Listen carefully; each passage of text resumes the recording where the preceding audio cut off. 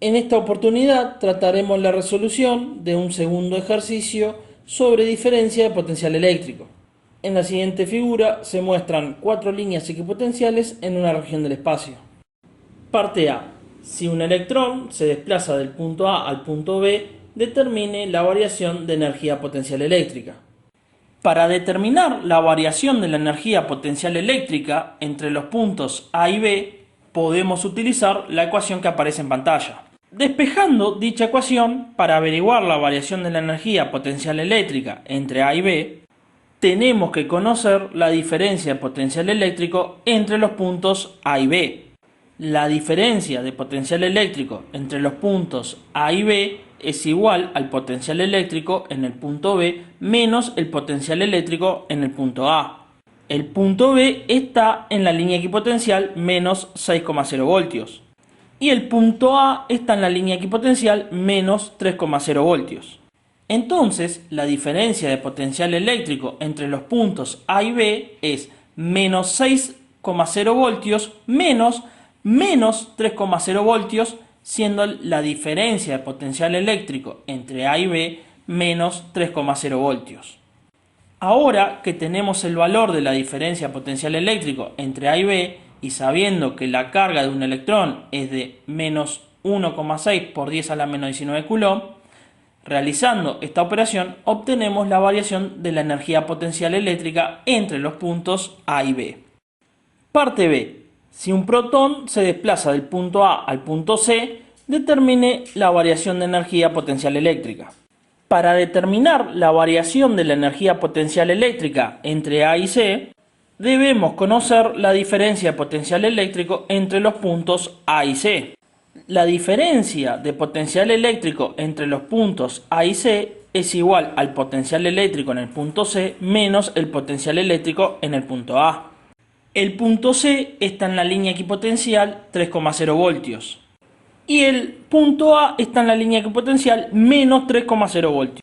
Entonces, la diferencia de potencial eléctrico entre los puntos A y C es 3,0 voltios menos 3,0 voltios, siendo la diferencia de potencial eléctrico entre A y C 6,0 voltios. Ahora que tenemos el valor de la diferencia de potencial eléctrico entre A y C, y sabiendo que la carga de un protón es 1,6 por 10 a la menos 19 coulomb, realizando esta operación obtenemos la variación de la energía potencial eléctrica entre los puntos A y C. Parte C. Determine el campo eléctrico en dicha región, módulo, dirección y sentido.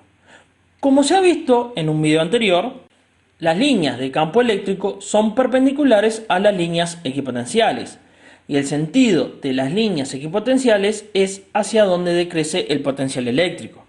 En este caso, para conocer el valor del campo eléctrico, primero debemos conocer el módulo de la fuerza eléctrica. Para ello, debemos utilizar la ecuación que aparece en pantalla. Entonces, debemos averiguar el trabajo realizado por el campo eléctrico cuando el electrón se desplazó del punto A al punto B. Como lo hemos visto en un video anterior, el trabajo realizado por el campo eléctrico es igual al opuesto a la variación de energía potencial eléctrica. El trabajo realizado por el campo eléctrico cuando el electrón se desplazó entre A y B es menos 4,8 por 10 a la menos 19 joule. Ahora que conocemos el trabajo y conocemos el desplazamiento 0,020 metros, tenemos que averiguar el ángulo que forma la fuerza eléctrica y el desplazamiento. En este caso, al ser un electrón, carga negativa, la fuerza eléctrica tiene sentido opuesto al campo eléctrico. Por lo tanto, la fuerza eléctrica será hacia la izquierda. Como podemos observar en pantalla, el ángulo formado entre la fuerza eléctrica y el desplazamiento es de 180 grados. Conociendo ya todos los datos, despejamos la fuerza eléctrica, obteniendo el siguiente resultado.